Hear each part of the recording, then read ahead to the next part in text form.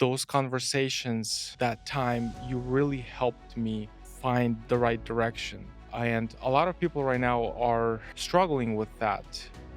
They don't understand and they don't know how to find their purpose. Finding our purpose is one of the greatest acts of discovery. I can tell you very clearly how we discern what our purpose is at the end of our life rather than the beginning. And the way to discover our purpose at the end of our life is very simple. It is, how did we spend our time? Do you have some other set of values and principles that really helped you shape your future and who you became? We really need to be a community of person respecting people. Secondly, we need to be a community of caring people. And the third thing is we need to be a community of promise keeping people. So today we have a very special guest. He is a dear friend of mine and a longtime mentor. I actually had a hard time deciding how to introduce him since he has such a long accomplishment list in both the public and private sectors. So I kind of had to narrow it down. He is a recognized community leader, educator, and speaker. He served in the governor's finance for California for over a decade, served as the executive director of California Business League, worked with hundreds of businesses, served as academic scholar for the University of Phoenix. Actually, that's kind of how we met Ah, through University of Phoenix. In 2022, he was recognized as Taxpayer Hero of the Year by the California Board of Equalization. He is a columnist for the Sacramento Union. Currently, he is completing work on 3 book titles, which, of course, we would love to hear more about yeah. that. Um, and there is this guy who we all know, whom some of us like a lot. He goes by the name of Arnold Schwarzenegger, who said this about him, and I quote, "You have shown exemplary leadership and great generosity. Your spirit and tremendous work ethic are just what our state needs to succeed." So, without further ado, it is my pleasure to introduce to you Bruce Lee. Bruce, how are you today? Paul, you're very gracious. God bless you. And you're just one of my favorite people. And you and Tatiana are just delightful in every aspect. So thanks for I'm humbled and honored by the privilege of being with you. Same here. Thank you so much. Why don't we start with your name? You have a story about your name. Your name. When I remember when I saw who was going to be my professor, that class that I took at University of Phoenix. I wasn't expecting to Yeah, see. people are very disappointed when I show up. And that's one of the challenges of being a educator speaker is they have false expectations. And so, as I say, my Asian cousin, the other Bruce Lee, is the popular and famous one. But my name comes to me legitimately because people say, "Well, are you Asian background?"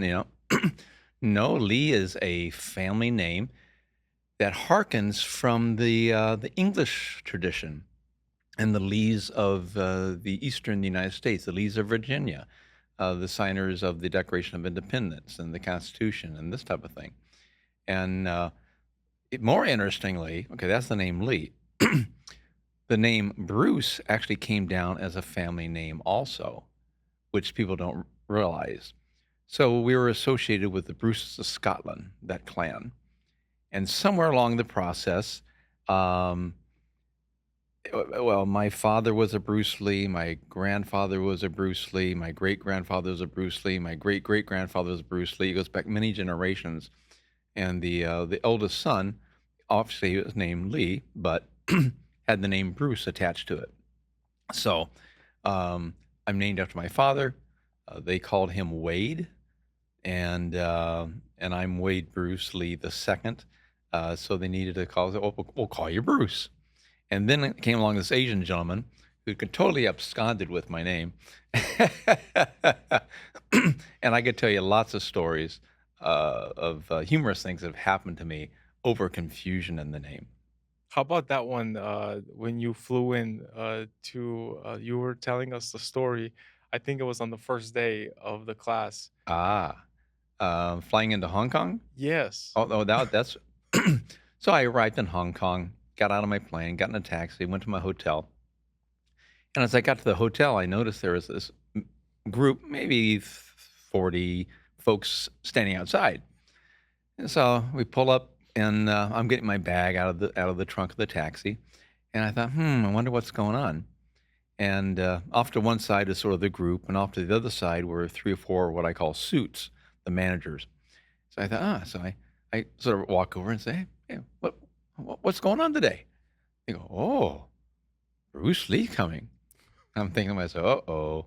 And I said, he said, "By the way, I have a reservation here this evening, and my name happens to be Bruce Lee." And they go, "Whoa," and they took it in great stride. They took me over to the crowd, introduced me, and everyone would go, "Oh, ha, ha, ha, ha, ha." Then they even took me into the back of the into the hotel, into the back of the restaurant, because all the chefs and the staff were waiting Uh-huh. for my cousin to arrive, and they all went, "Oh, ha, ha, ha, ha, ha." So anyway, it all worked out well. I'm sure it did. But there's been I've had hotel reservations actually canceled on me. Um, I do remember specifically one time I showed up at a hotel. "Hi, where's my room? I'm Bruce Lee." And they said, "We don't have any rooms." So I made a reservation like 2 or 3 weeks ago. And they said, "Well, we thought you were joking." It's like, "Oh." So that was a little awkward. And so now I make reservations and pseudonyms like John Doe and Uh, things like that. Wow. Okay, Bruce, how about we start a little bit about the question on purpose? Because I remember when I met you, I was taking classes to get my bachelor's in business finance. And I think I stayed after class one time. I could tell that I could talk with you. You Mm. were different than most other professors. Oh, well, And that was somewhat of an intuition that was proven to be the right intuition.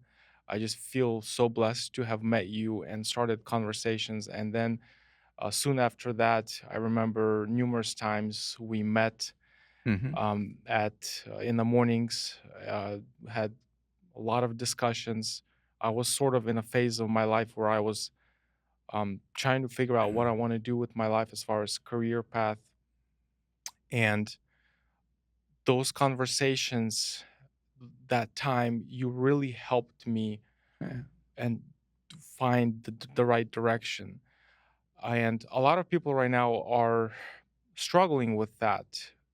They don't understand and they don't know how to find their purpose and what is a purposeful or purpose driven life. Mhm, Can mhm. you talk a little bit about that?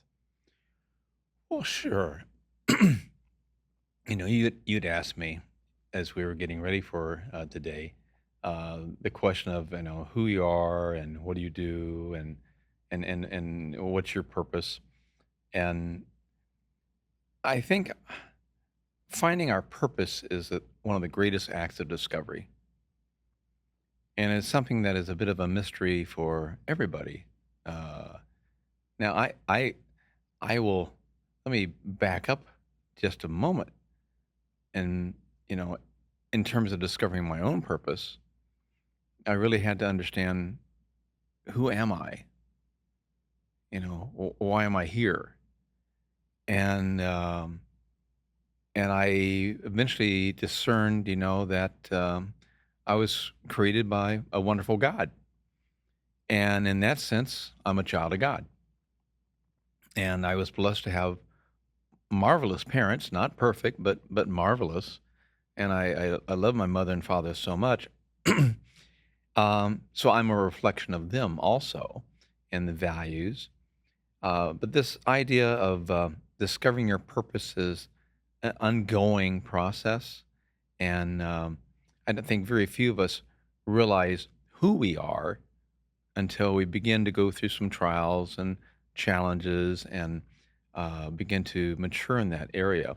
While sometimes it is difficult to discover what our true purpose is until we sometimes by trial and error, etc. I can tell you very clearly how we discern what our purpose is at the end of our life rather than the beginning. And the way to discover our purpose at the end of our life is very simple. It is, how did we spend our time? So, almost by definition, one third of my life is sleeping. So I've dedicated or purposed myself to the endeavor of sleep. Now, I don't brag about that. Um, but how we have invested our time, our family, relationships, our community, career, whatever it may be, uh, ultimately, when all is said and done, how we've invested our time will be the defining answer to what our life stood for. And I think most people, as they go through their life, they tend to flounder and they tend to sort of jump from one stimulus to another stimulus, and they're searching, and that's very understandable in that process. But I have found that having intentionality in our life is very important, and I can relate it back to myself. Um, when we just go from trying one thing here and trying one thing there, that's simply gambling, if that makes sense. And I talk with business owners, and they say, "Well, I tried to do this, and I tried to do that," but that's the same thing as gambling because you don't know what the results are going to be. Um, so this concept of being intentional, I found myself that I needed to master certain things, and I intentionally began to equip myself, even as a young boy, to begin to explore and discern what life is about and to prepare myself for life. So I remember when I was maybe 7, 8 years old, I noticed that, gee, what? I lived a little bit further away from my friends. I didn't live with friends next door. I went to a different school than I was supposed to go to. So if I wanted to go play with my friends on a Saturday morning, I had to call them. Hey, Billy, can I come over? Yeah, and what I discerned is that very few people called me. Hey, Bruce, why don't you come over? So I discovered that I had to initiate. And at first I thought, gee, maybe they don't like me, you know? But the reality is, all my other schoolmates were living right next door. And they would just walk outside and say, hey, Bill, hey, Bob, let's go play. They were right there while I'm half a mile away. And so I began to realize I should not take that personally. That was circumstantial. But I began to discover the importance of exercising self leadership and initiating things. That was when you were still at that age? I was probably 7, 8 years old, something like that at that age. Mhm. And I, uh, I remember as I became older, I had to make some very conscious decisions about my life. And probably when I was 16 or 17, I said, okay, there's three things I need to master, at least in my humble 16 or 17-year-old mind. One was I wanted to, or I felt I needed to master law because there's analytics and precision in law, which I admired and thought this would be a useful skill. The second thing I knew I needed to master was simply management, because management was getting things done, generating results. So I thought, okay, I need to understand the law, I need to understand management, and then thirdly, I need to understand the Bible. And why the Bible? Is because everything we do, we're dealing with people. And what's the greatest instructor on human relationships that I was aware of? Was the Bible. So I intentionally set out to achieve a degree of mastery in those things. And frankly, most of my education in life has not come from sitting in a university classroom or this type of thing. That's wonderful. But it was my own self study in all these areas. correspondence courses or this or things like that, whatever it might be, trying to prepare myself to understand my life and understand my purpose in that regard. So were you a big reader? Ah, I enjoy reading. I used to read a fair amount many years ago, fiction and this type of thing. As you go through high school and whatnot, there are mandatory reading requirements, the Caine Mutiny, and things like that, and which are all enlightening and learning. Um, Now I find I have very little time for pleasure reading, and my reading is all technical and sort of driven to a particular purpose. But it's an enjoyable. I mean, But I enjoy reading, I guess you will. but when you were growing up, did you read a lot? Because I know there's some kids that I know who are adults now, they would read a lot of books. Like my son, Hmm. he's 10 years old. He loves reading, especially if he picks up a good book. He can just read and read, and that's something that a lot of kids don't do these days. They would prefer the screen. Well, it's a great life skill to be able to read, and and the screen sometimes is more just pouring information into your head. It's a lazy man's reading, if you will. Hmm. Um, but the reading and mastering the language, whatever your native language is, from me, English, and being able to articulate well, reading, speaking, these things all to me appear to integrate. Uh, Now, my father was a businessman, a true entrepreneur. My mother was an educator. And so she understood the value of equipping young children, both in skill based information, but also a sense of self esteem and to have confidence to go out and do things and this type of thing, for which I'm grateful. I do remember often as a young boy, 3, 4 years old, sitting in my dad's lap after breakfast, and he would read to me Treasure Island or some of these long things. And actually, and I did have a decent library as a kid in that regard. Hmm. So those are learning fundamental life skills early in the game really pays off big dividends later on. Hmm. It's like when I was in high school, I took a year of typing. It didn't sound really glamorous, but I thought, no, I guess so. And my first quarter, the first half of my first semester, I got a D in typing. So I was, I guess, a terrible typist. I was not used to getting bad grades.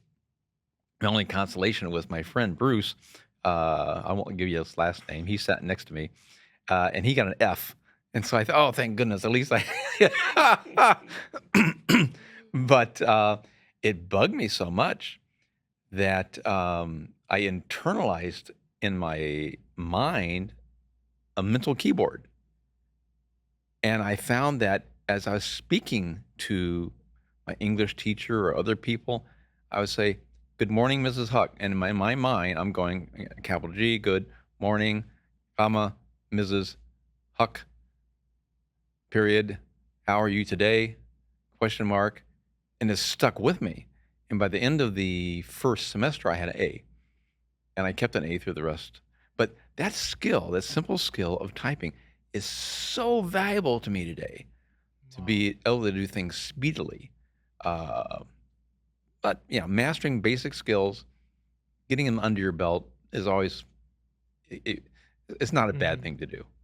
So it's in that process that when you make that decision to master certain skills, is Hmm. that when you begin to discover um, what you what you want to do in life? How was that for you?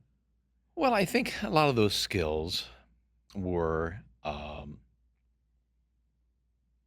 fundamental enabling skills.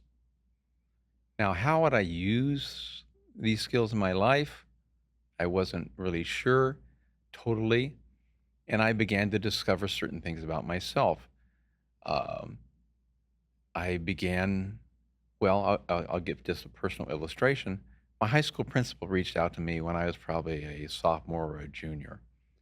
And he said, "Hey, I want you to come over and I want you to be part of a high school boys organization sponsored by Qantas called Key Club. Okay. The first Key Club in the entire world was created at Sacramento High School back in 1925. Little factoid that stuck with me. So I thought this Key Club sounds stupid. What do you do? Collect keys? That's sort of lame. He says, no, no, no, no. Come to a couple meetings. Okay. And why he picked me out of 2,000 students, I have no idea. So I went to a couple meetings and I go, okay. And then he came along, and Key Club is designed to encourage and to build character and this type of thing. After 3 or 4 meetings, he said, oh, I want you to run for not local office in your club. I want you to run for office in the greater, what they called District 7 at the time, which encompassed Placerville down to the Bay Area. It was a much larger region. I said, really? He goes, yeah. And so a couple guys helped me prep to, how to give a speech and this type of a little bit. Then one Saturday morning, a couple hundred folks showed up in the cafeteria, and they said they were like 8 or 9 candidates. And so they put me up there, and we all gave our speech, and lo and behold, they elected me. I have no idea why. I was just more shocked than anything else. But I found that next year of being a lieutenant governor in Key Club was a marvelous training ground. And what I discovered by experimenting with different things is that I had some talent, perhaps in organization and leadership and things like that. Maybe something that Mr. Brewer, the principal, saw in me I did not see in myself. That is, I think, a true factoid. I think other people see things in us that we do not see in ourselves. I was gonna ask about that. I think, Yeah, I yeah, that that things become clearer as you go through the years. And what I have found in most of my life, frankly, is people have asked me to do things. So people came along and said, "Hey, would you run for elected office? Hey, would you write for the newspaper? Hey, would you come teach? Hey, would you come do this?" Uh, and I said, "Well, I guess I could try." I remember one time talking to a guy who I knew from political circles. They said, "Hey, they asked me to teach at the university." And I was shocked by his response. He looked at me square in the eye and says, "Well, duh. Obviously you're a teacher." I said, "I had no idea." You know? So other people do see things in us that we don't perhaps see in ourselves. mhm. And maybe there's a reason for that. I don't know. And we can talk about this more later on, but uh, I see in our political circles and other parts of the world this desire to self-aggrandize, this desire to, oh, pick me type thing. And I have my thesis of the reluctant candidate. Reluctant The candidate. thesis of the reluctant candidate. And now I'm going into political philosophy just a little bit, so I'm sort of veering around here. But my thesis of the reluctant candidate is you get 10 people in a room, and someone says, "Who wants to be mayor?"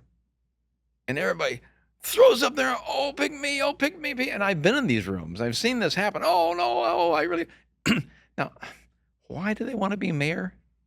I don't know. Maybe it's for ego, or it's fame, or maybe I can make some money, or who knows. And maybe it's not mayor, maybe it's governor, or maybe it's, a senator or whatever. But everyone throws up their hand, "Oh, pick me, pick me." But there's one guy in the back of the room who's going, "Ah, crap." Now, forgive me. My father is a little colorful in his language, and I try to. But it's a real world. He's going, "Oh, shucks, I don't really have time for this. I need to run my farm. I got to take care of my family." And so he thinks about maybe being a candidate, but he's somewhat reluctant. So my thesis of the reluctant candidate is indeed the reluctant candidate may be the best candidate because he's not also eager to get into office, because those that are eager to get into office may be equally eager to stay in office. Mm. And when you're eager to stay in office, oh, I need to stay in office. I need to stay in office. Or I need to go to some higher branch of government or whatever it may be. Well, they're the ones willing to cut the deals. They do this. And Mhm. I've been in the rooms where they come along and honestly, they say, well, I'll take this slot, then you take that slot. Then in 4 years, I'll do here. Then you come here, blah, blah, blah, blah, blah. And it's really, I understand advanced planning, but this is ego, you know, and this is not how our governance system is designed to work. And we could do a whole podcast on that. Mhm. So, But no, it's interesting that you're saying that because as you were talking about that, a few names came to my mind from the Bible. mm, For example, Moses, uh, when he saw a burning bush, right? God said, "Hey, I have an assignment for you," that's right. and he was, reluctant. Jonah, Yes. remember Jonah? Yeah, absolutely. Uh, Gideon, Hmm. he wanted to see proof Yeah. that so it's like all these stories from the Bible when God said, "Hey, I want you to do this," and most of those people somewhat were reluctant. So I think you're onto something there. Well, I truly believe in a humble spirit. I mean, if God puts us here, that's great. If God puts us there, that's great. And we don't have to evaluate ourselves based upon what title we have or that type of thing. Wherever we serve, it's a privilege to serve. And I think that's actually a sort of a foundational issue because when people think they have to advance themselves, I don't think we are exhibiting the character qualities that we really need in our type of society. Um, so when I work around the world in a lot of places, someone asked me to be the on the one of the finance chairs for the Billy Graham Crusade many years ago. I said, okay, I guess I could do that. And because of that, then Luis Palau, if you know Luis, he's passed away now, but he was like the Billy Graham of South America. So he said, "Hey, would you be in the finance with uh, me and for his festival?" I said, "Oh, I guess I could do that." And then I was talking to Luis down in San Diego at one of his Club 100 meetings or something, and we're having breakfast, and he had just come back from Tanzania. Well, no, actually, I had just come back from Tanzania, my first trip to Africa. He said, "Hey, why don't you come back to Tanzania with me because we're doing a festival in Dar es Salaam, the capital of Tanzania." I said, "Well, let me see if I can work it out."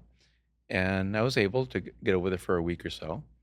And then there, I met a lot of indigenous leaders from around the continent. And then someone says, "Hey, would you come help me in South Africa?" Well, I guess I could. Then, "Hey, would you come help me in Cote d'Ivoire and do political reconciliation work between the major political parties?" That wound up me going to Cote d'Ivoire 5 or 6 times and working with the UN and a variety of other agencies. And then someone said, "Hey, would you come back to I don't know where it was, Uganda, or you come here?" And then it's, "Oh, you got to go to this." And so doors would just open, and you're just trying to serve the Lord. And I am so humbled. I mean, frankly, Paul,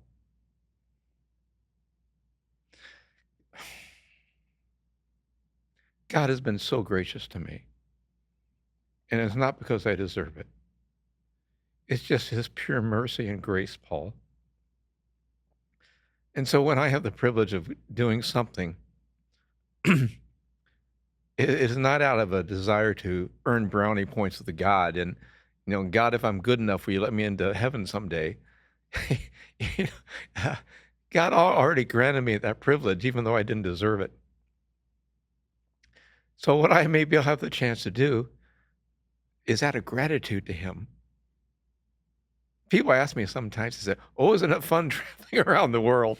And I have to say, well, no, it's not necessarily fun. it's challenging. You go to South Sudan and you train their legislature, or you go to Cameroon and train the prime minister's office, or things like this. And I mean, it's these can be some challenging circumstances, but it's always interesting. It's not necessarily fun, but it's always interesting. And the first time they ask you to come, and they say, "Oh, thank you, thank you," you think, "Oh, okay, well, maybe they're being polite." Right. But when they ask you to come back a second or a third time, then you go, "Oh, okay, maybe it's of being some value to somebody," Mhm. and that's all we can hope to be, is simply of value to somebody. Wow. So can you travel a lot? I mean, for every time that we Mm. talk, like you're either coming back from somewhere or you're traveling somewhere. Was that how usually it was? Is you would get asked to help out with something, do something, Yeah. and you respond? Yeah, that is almost, 99% of the circumstance. And I'm fortunate now. I could literally, if I wanted to go to Middle East, or I wanted to go here or there, I mean, I could just say, "Hey, you know, Luke, I'm available for 2 weeks. I have standing invitations, to go to Armenia and places like that." I just have to say, "Hey, I got 2 weeks available. Let's get it scheduled." And so virtually anywhere in the world. Um, but that just evolved. It wasn't a great master plan. It was when I came back from working in um, Africa and various things, I began asking myself, because I was a bit of an older man now. Don't tell anybody, that's a secret. um, but I think, okay, well, maybe I have 30 years left, you know, all things being equal. Who knows? But maybe I have 20 years to do something useful for the Lord, useful for the community. And maybe the last 10 years, I may be sort of, doddering around and maybe not running around as much, but maybe that's the time to do more writing and things like that. So I had my 30-year plan, if you will.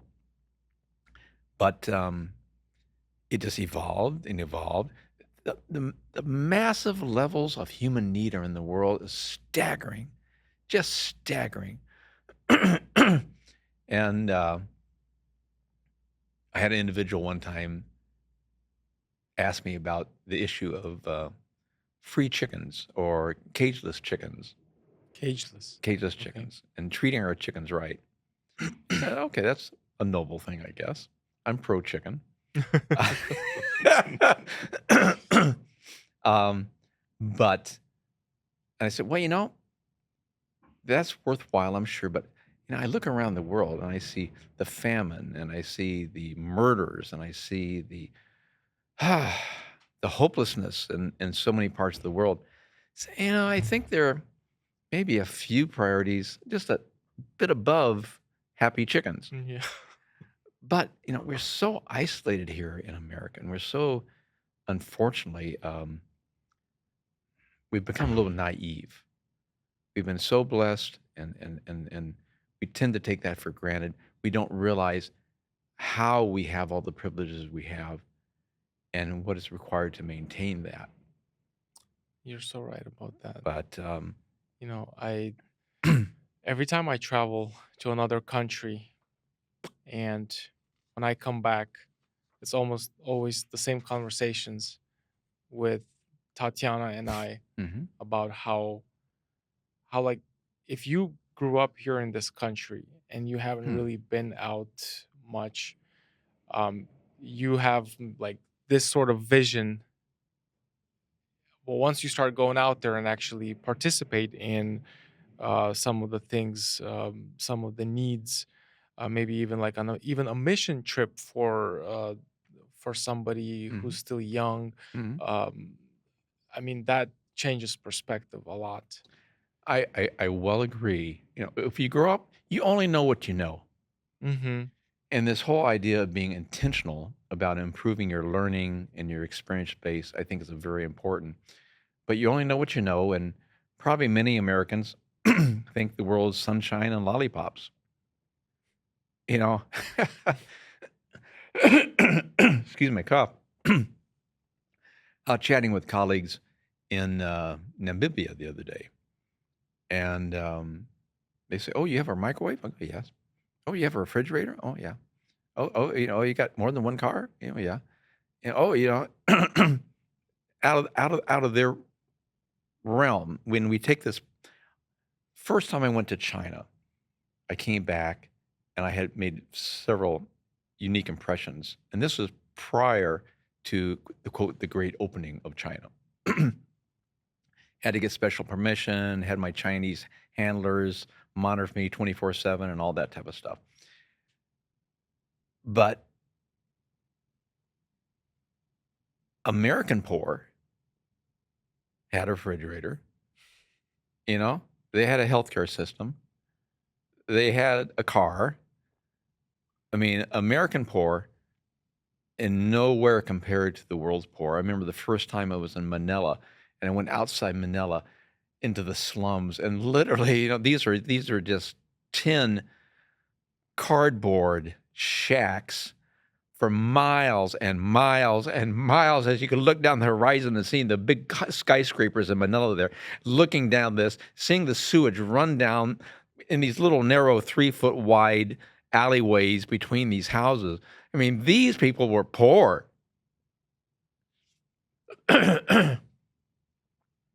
We had no idea.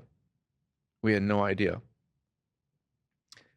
So people who serve in the military or things like this and begin to get a little taste of economic freedoms, to say nothing of our political freedoms, is a whole different realm. Uh, but I do recall, and if I talk too much, you tell me, let me know, okay? Okay. We're good. This is your time. I remember as a young man, I would hear about the conflict in the Cold War, the great Soviet Union versus the Western powers and the Iron Curtain going down through Germany and dividing up the world. And you hear things, and I'm a bit of a skeptical mind, you know. So I want to go see this for myself and make my own discernment. And so in my early 20s, I purposed and had the privilege of going into East Germany, Czechoslovakia, Poland, what is now Ukraine, up into Moscow, etc. Wow. Talk about earth-shattering observations. I could talk about that for a long time. And to see the fear. I remember going out in Czechoslovakia with people I'm not supposed to go out with. I ran out of the hotel, met some people I'm not supposed to meet, ran down the steps of the hotel, got on a trolley, and I'm going like I'm trying to remember. This is the middle of the night. This is like CIA stuff. I remember going down. Okay, 2 blocks east. Then we went 1 block west. I figured, how am I going to get back to my hotel? Wow. I spent the whole night with them, and we're in a little cafe, and we're just chatting about this. And I'm speaking broken German. They're speaking broken German. That's how we're communicating.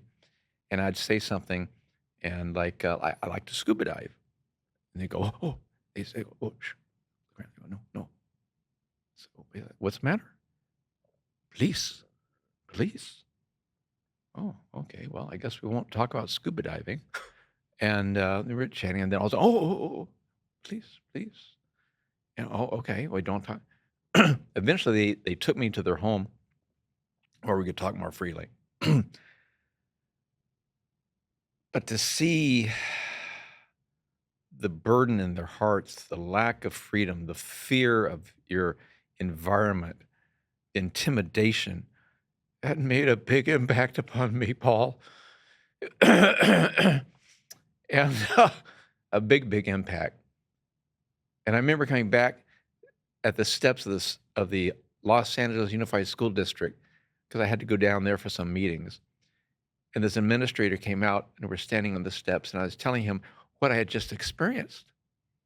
And I said, and I had this burden in my heart that my community needs to know this. And he had the audacity to tell me, don't worry about it. You don't have any responsibility to anybody. That's what he told me. That really pissed me off. Wow. I said, how dare you tell me I have no responsibility? I mean, I've been raised in a very blessed, privileged way. I have a huge responsibility to my community. Uh, so, anyway, two mega points. If you're able to travel early, do so.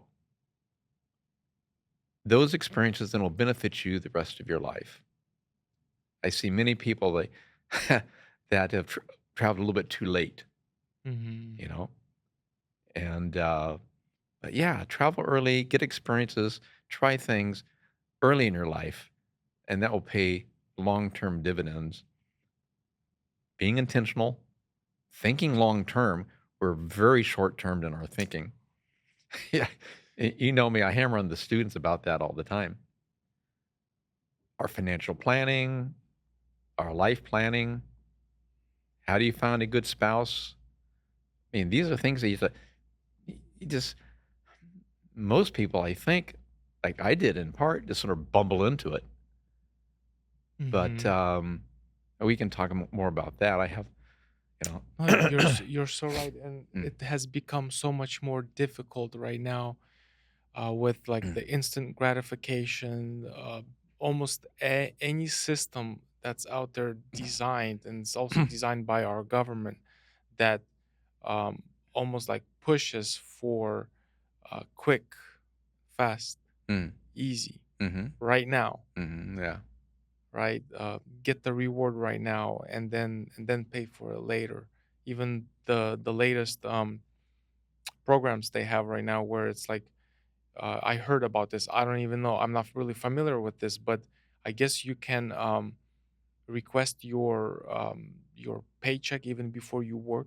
Did you hear about well, that? I've heard some things like I this, yeah. forgot exactly how it's called, but basically, there is a way that someone working, they can get their paycheck before they work those 2 weeks or something, so in advance. But then you gotta pay interest on it because Yeah.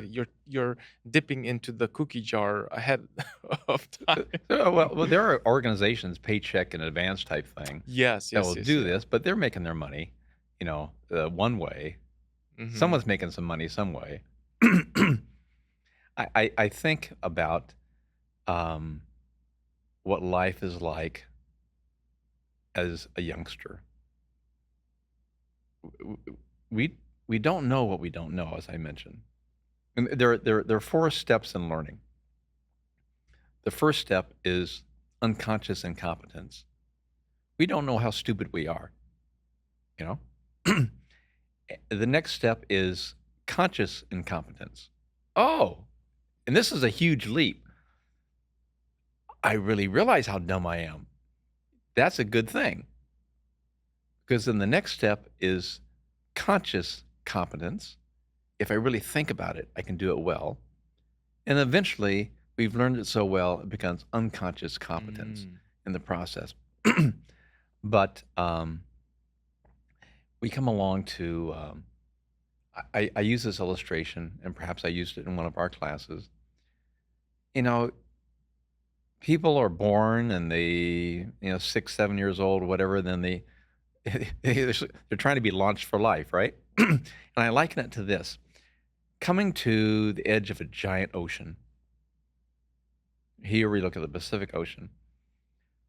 And on the other side of that ocean is something called success or retirement or happiness or whatever it is. We're not really sure what it is. And we're not really sure exactly where it is. But we realize that we're supposed to go through this ocean of life.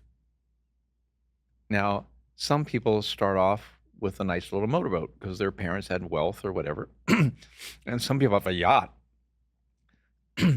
And some people have nothing; they're just swimming, and others may have a little tiny raft, and maybe 2 or 3 people get together and put their rafts together and, maybe, like, get married or become partners or whatever, type thing. So they head across this ocean, and they're not even sure whether they should be going directly, uh, west, or should I be going a little bit, this way or that way? Because 'cause they're not sure exactly where they're supposed to land. Now, if you have an idea of where you're supposed to land, that's a big step in the right direction. But most just start swimming. Mhm.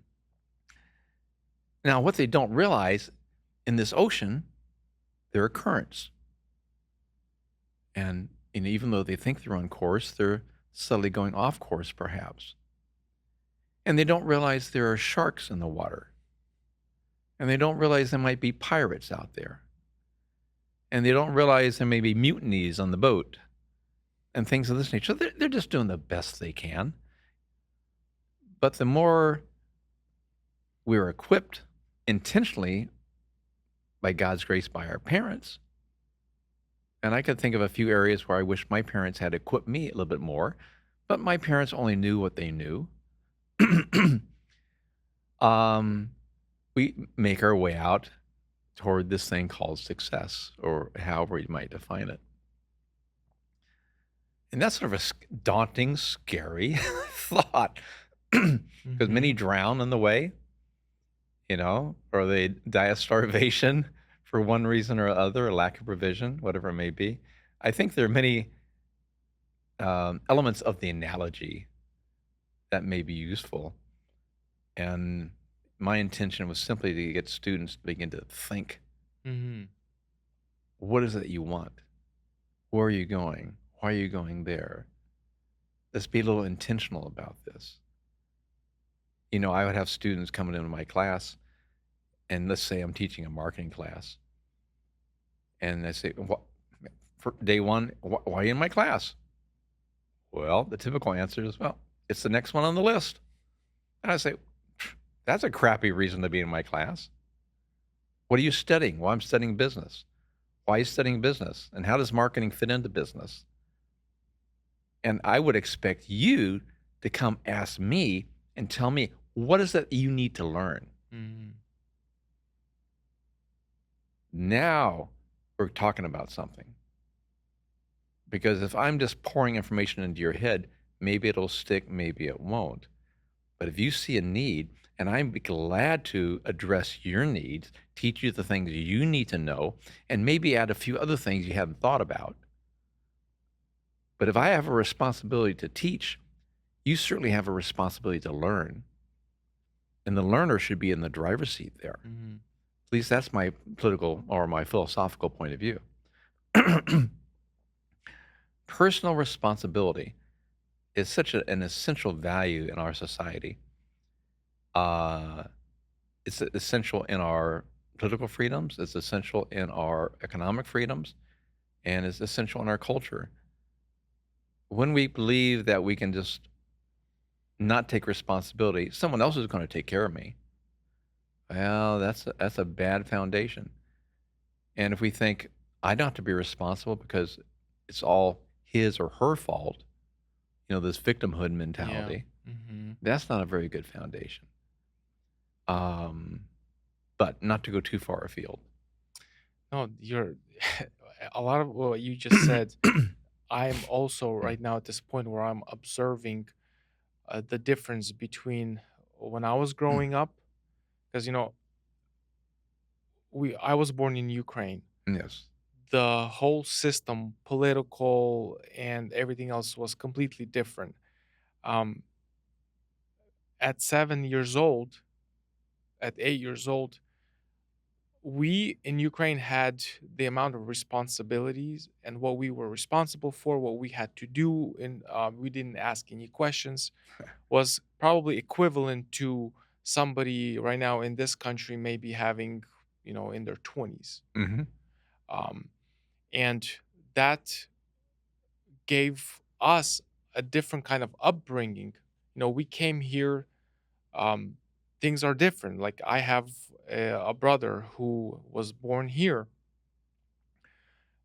He's a lot younger than me, and the our parents, did the best they could. They had 13 of us.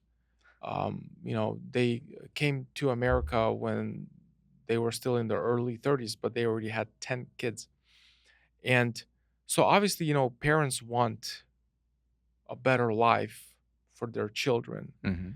Uh, but what I'm noticing right now, and this is something that I'm also experiencing this right now with raising our two children, um, is that we always say as parents, like, well, we want to make sure that they don't go through what we went through.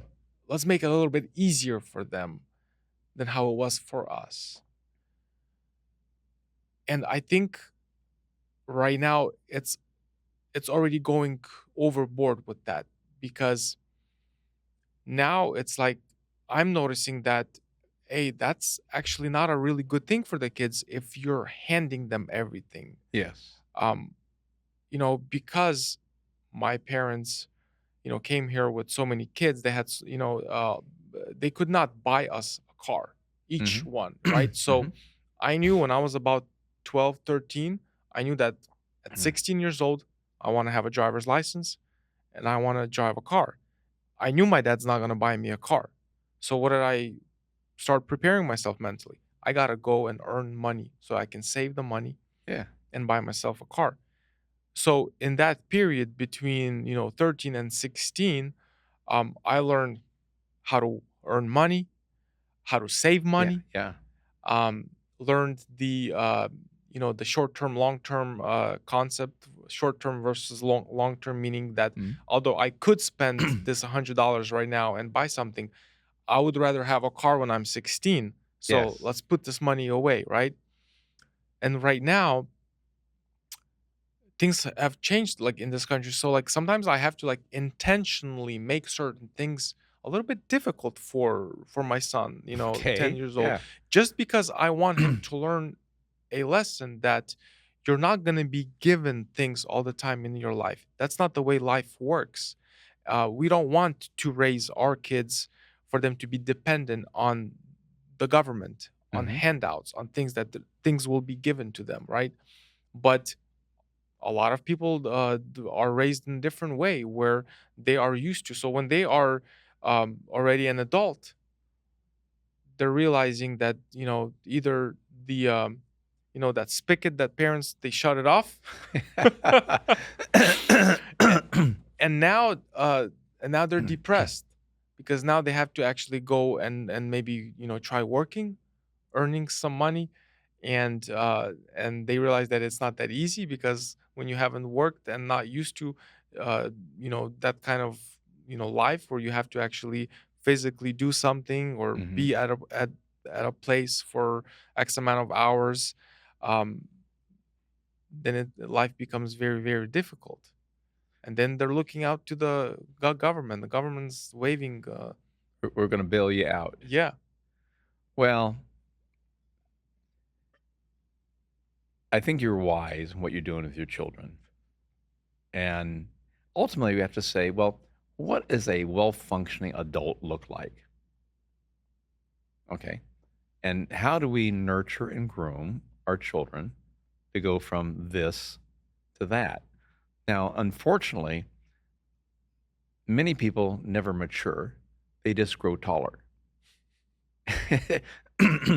And there are practical life skills, but there are attitudinal skills. Uh, and all these things. It's a big job to nurture and to groom children in a productive, godly way.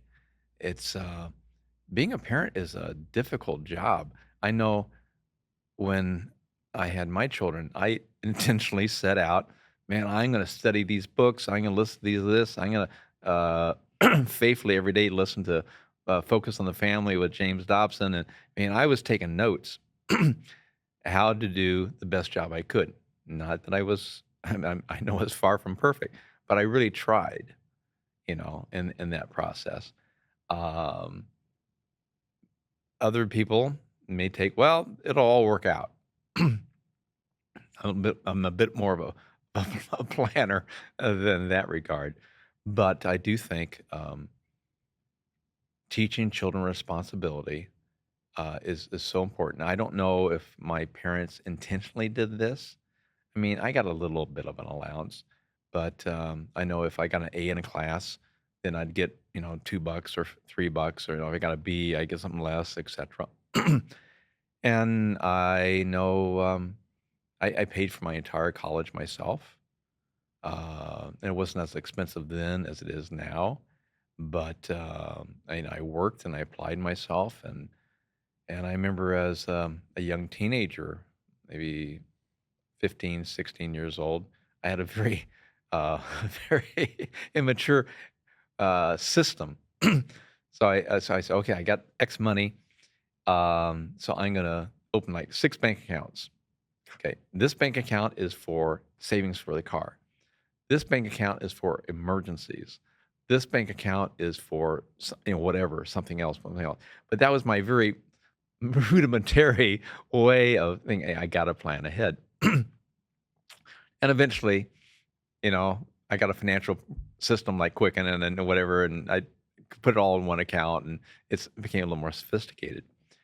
But and one of the toughest decisions I ever had to make is in my early 20s. I said, "Man, I got to really start thinking about my 60s and 70s." In your early 20s? Oh yeah, and I try to hammer this into students. Don't wait to your 30s or 40s or 50s, as most will wait to their 50s and then beginning to think about, oh, holy moly, there's a crisis pending before me. So in my 20s, I'm thinking, okay, I got to set some money aside. Oh, I got to pay myself first by saving money Mm. before I pay all these other things out there. And I did some basic calculations. I said, well, I got to save like $1,500 a month for me, which was pretty big money back then. But so we're gonna, not do this and not do that and live on a budget and this type of thing. But I tell you, it paid huge, huge dividends. And eventually, when I had my first 100,000, then I had a massive decision to make. I just can't let this sit in the bank. I need to invest this. But I don't have the time to be a spot trader and Yeah, stuff like yeah. this. And most folks don't know how to manage their money. So I searched for over 6 months and interviewed probably a dozen different financial advisors. Said, Wow. "Who is gonna be my financial advisor?" And that was a real pivotal point in life. Not very dramatic, not very flashy or sexy, but a real pivotal point. And I eventually said, "I'm gonna trust this man." And I told him, I said, "Okay, I'm gambling on you." And I still have him to this day.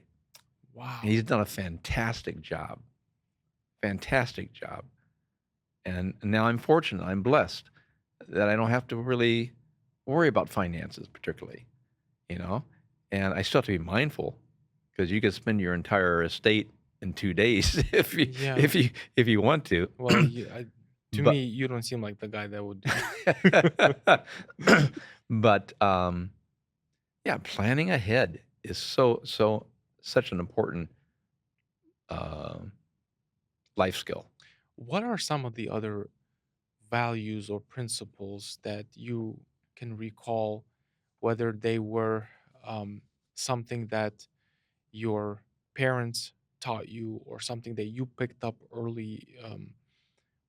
To me, you seem like you matured a lot quicker than most other people. Especially the fact that you just said that in your early 20s you were thinking about your 60s, and I can almost guarantee you right now that if you can find out of 1,000 or 2,000 some, like one kid that does that, like that would be shocking, because nobody really thinks that way. um, w- can you do you have some other set of values and principles that really helped you shape your future and who you became?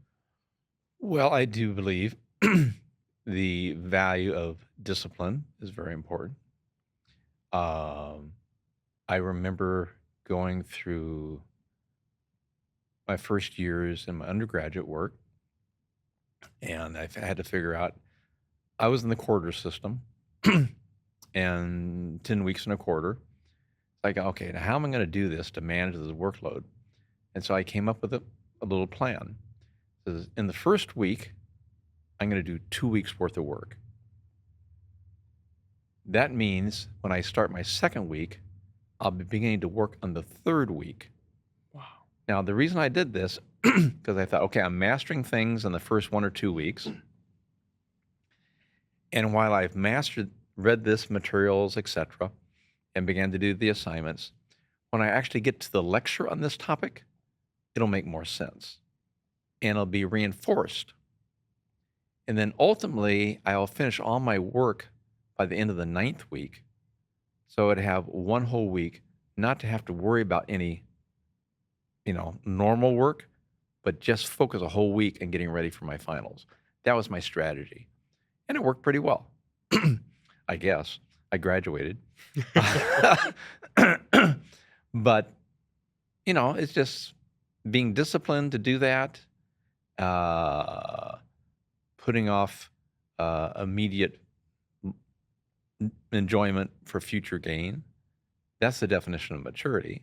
Yes. The other values, you look back in your life and you see people that had a significant impact upon you, and they may not have realized it. There was a gentleman named Dr. Lewis Meads in Fuller Seminary, and he imparted to me the concept of love. Okay, so love, yeah, love your neighbor as yourself, etc. What does this mean? It's pretty vague. The Greeks, God bless them, have 16 words for love. They got agape love. They got eros love for sexual love. They got this, and we have one word for the whole enchilada. Hmm. I mean, I love my dog. I love this. So so wow, how do you love people? And he explained to me that we really need to be a community, a person respecting people. And that means people, it's okay to be different. And it's okay to go, if you want to go to Auburn, you take Highway 80.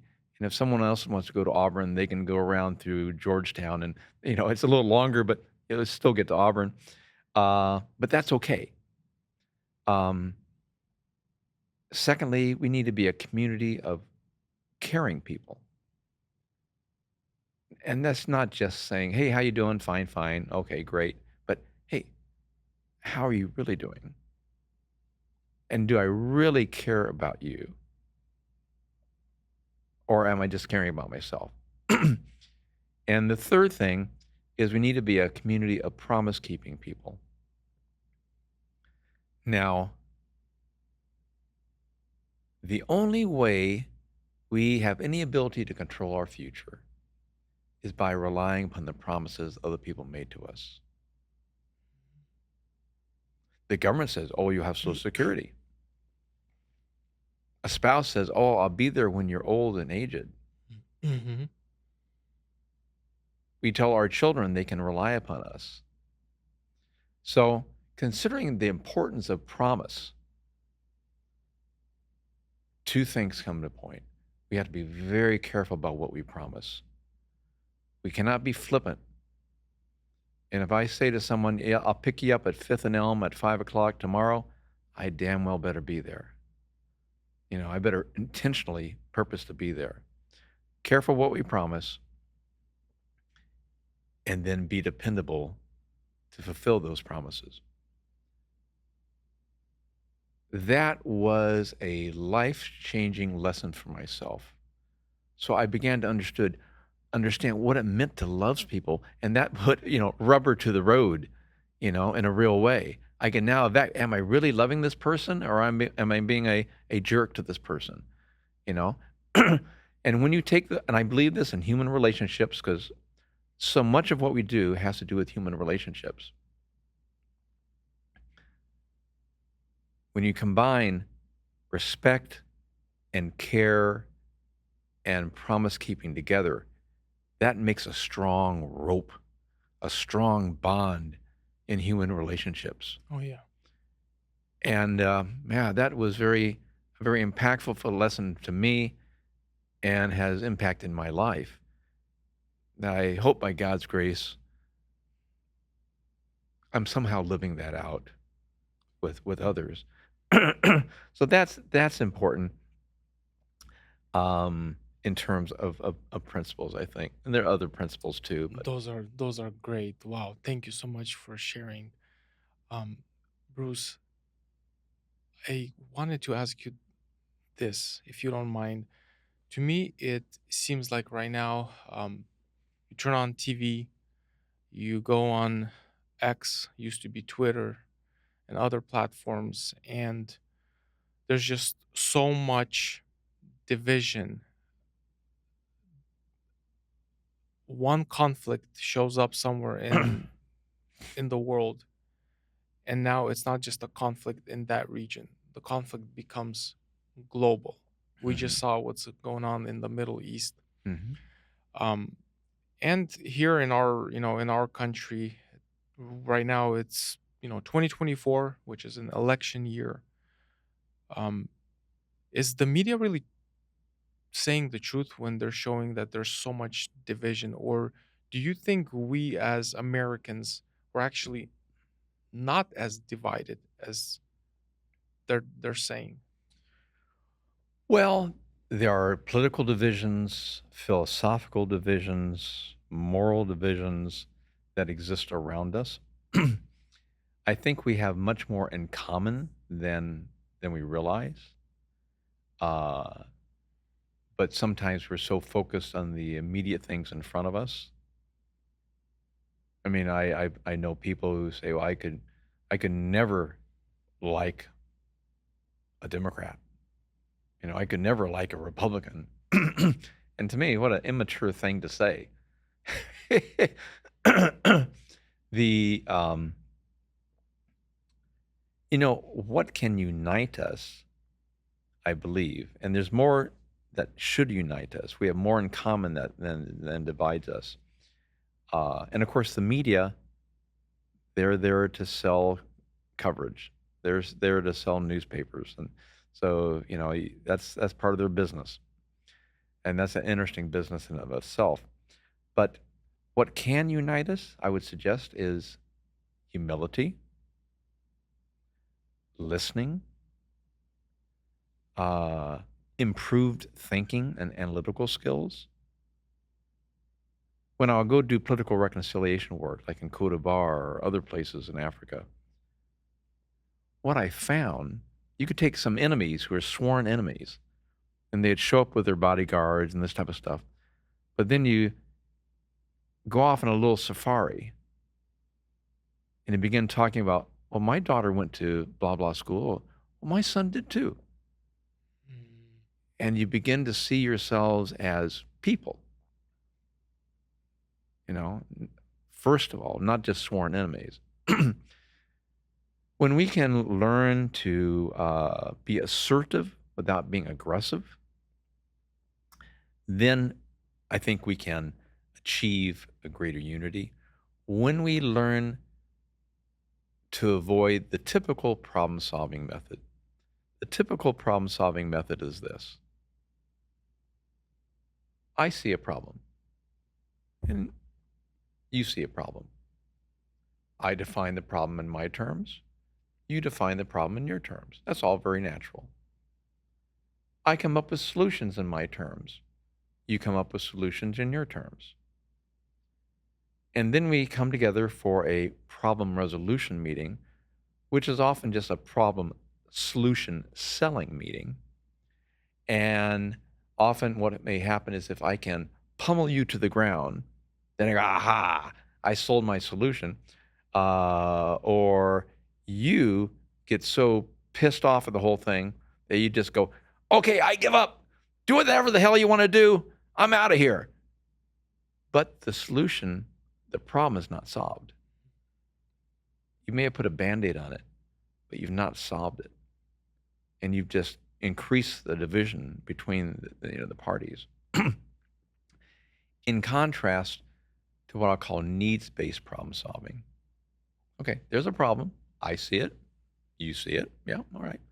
I identify it in my terms. You identify it in your terms. Very natural. But very quickly and much earlier in the process, we come together. And how do we define this in terms of our mutual needs?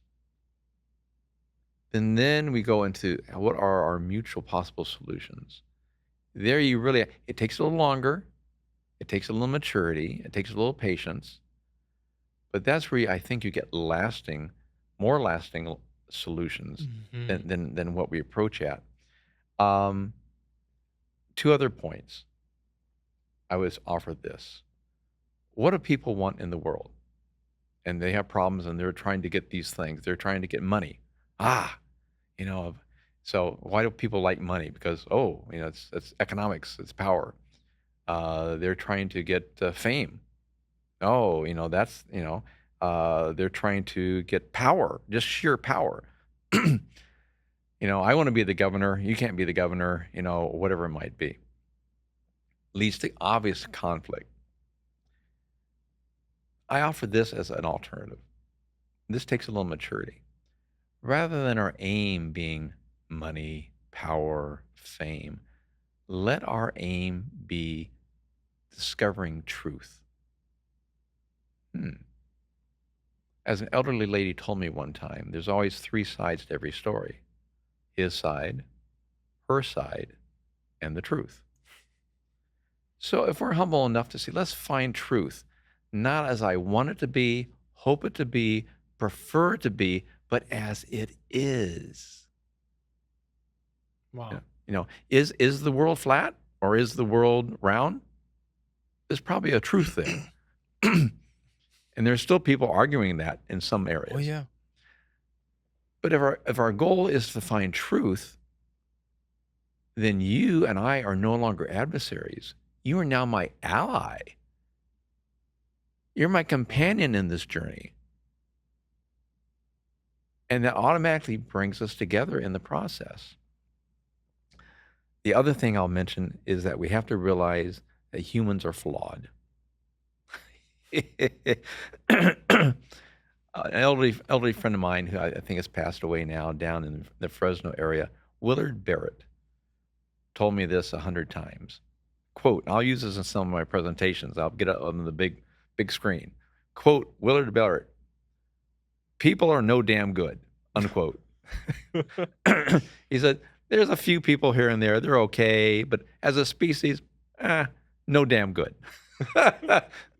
So if you start with that premise and you look at then the scripture, for example, in Galatians 5:16 through 26, talking about the fruit of the flesh: anger, envy, jealousy, strife, selfish ambition.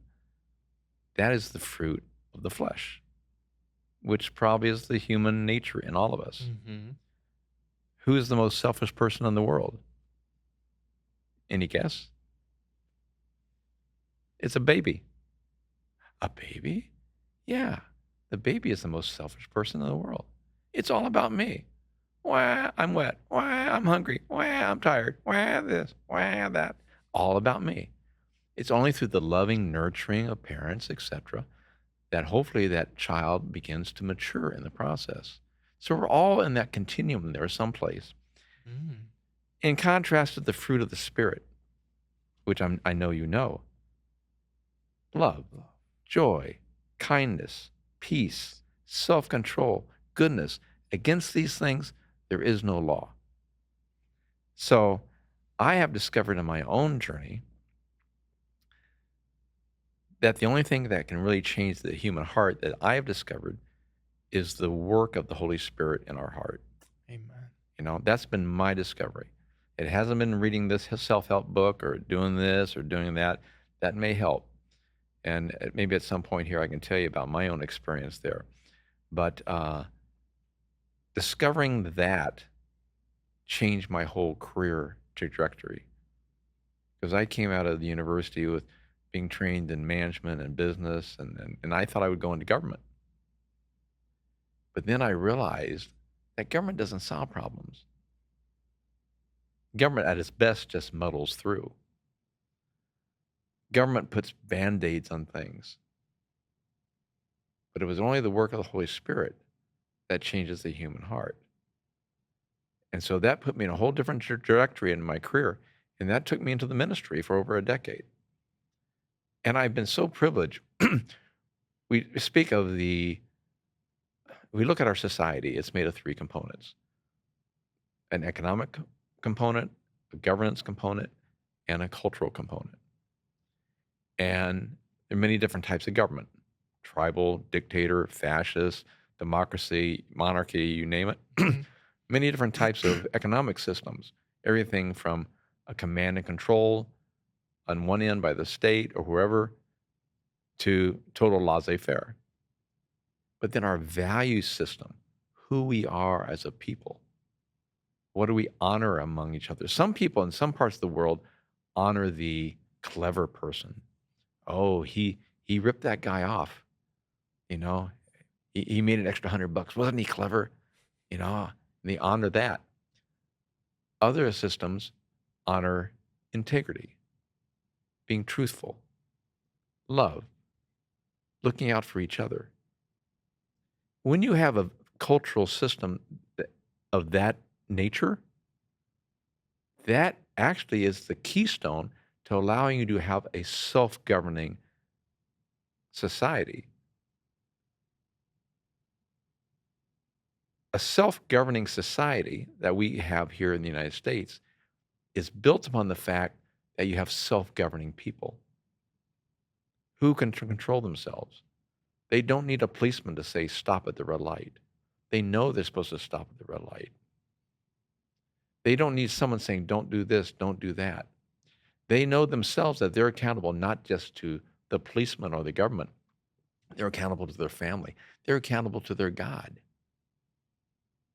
You need those types of people to have a truly self-governing society.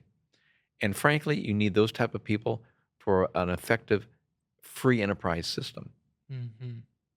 I'll use this illustration in class. Let's say you have 10 people in a room.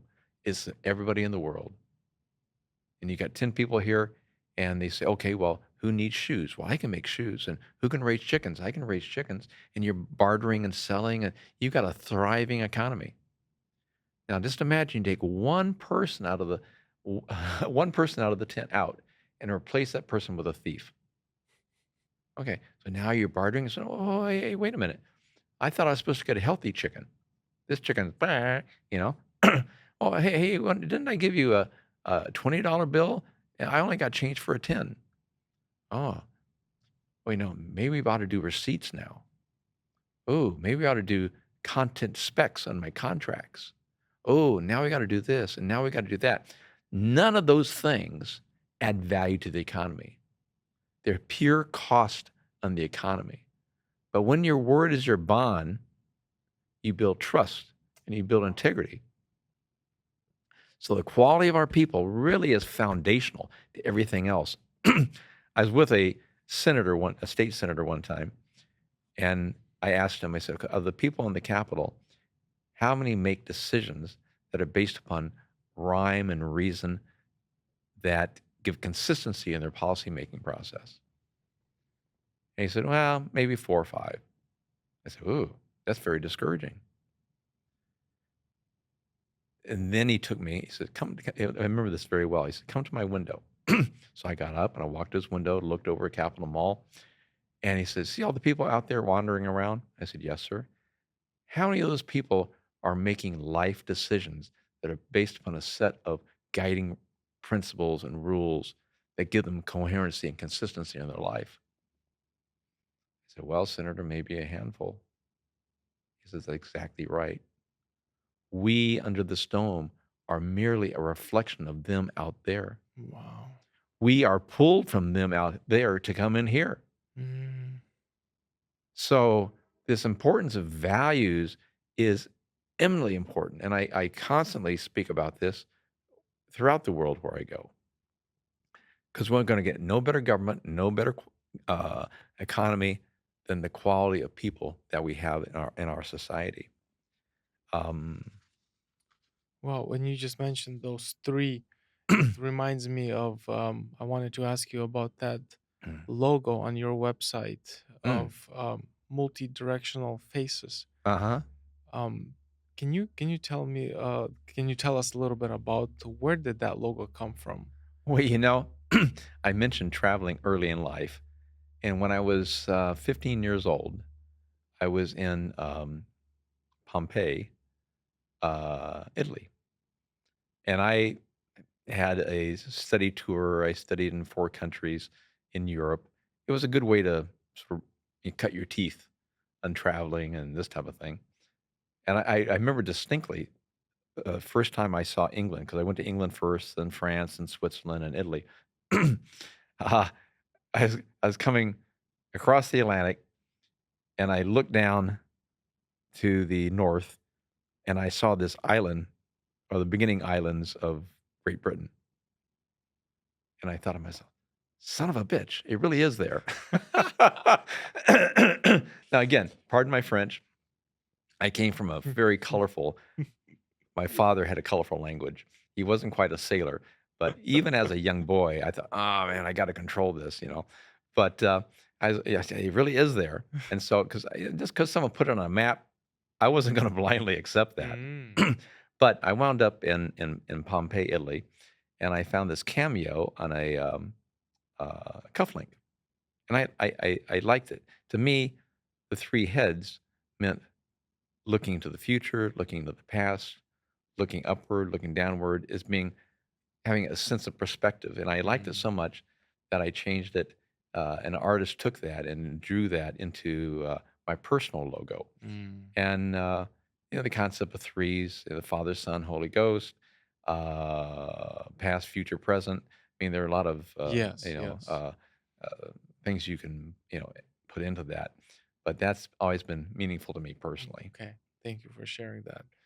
Uh, Bruce, we talked kind of about the what makes a better community, government, and do you, what is your take? Are you optimistic about the future of this country, or are you pessimistic, or somewhere in between? Well, that's that's a good question. I do think that is very likely after the election ends this Mm-hmm. coming fall that half the country is going to be pissed off, one way or the other, whoever prevails, and we're going to have to learn to get through that. I think we have no choice but to be optimistic. What are the alternatives? Give up, go home, you know, go live in a cave, move out of the country. I mean, yeah, we have no choice but to be optimistic. And frankly, we have come through as a country much worse than this. Now, I'm not so old, even though I may look it. I wasn't around during the war between the states, aka the Civil War. Mm-hmm. uh, and you look at tens of thousands of young men dying in one battle. Just phenomenal. I like history. I like the military. I studied military science as my undergraduate, as everything I could, and it was just it's amazing our ability to slaughter people. Um, and so that was a hard time, obviously, much harder than what we're going through right now. If we can get through that, then I think we can get through this. If we got, if slavery was a very bad thing, but we're one of the few countries that abolished it. That was a hard Yeah. thing to get through. Mm-hmm. Um, and the war between the states, as what the Southern folks would call it, in contrast to the Civil War, because I don't think there's much civil about that war, the loss of life, etc. Mm-hmm. Um, we got through that. We've got through other crises, and I think we'll continue. The United States is very unique in this regard, and frankly, as I go around, I've been on every continent except Antarctica, and I hope to be there within the next year. Oh wow. Uh, Everywhere I go, people say, "Gee, we want to come to the United States." Yeah. Even in Italy and France and things like that. um, as goes the United States, it has an impact upon the world. We didn't ask for that, but it is a fact, I believe. The uh, our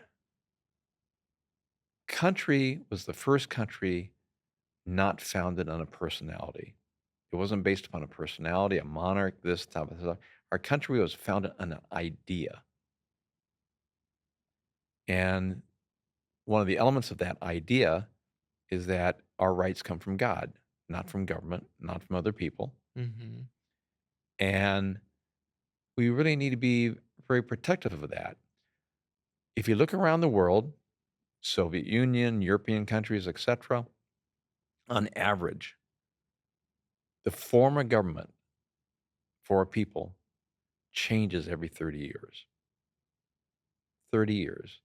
There's a division, countries, I conquered this people were added to me, here's this, whatever.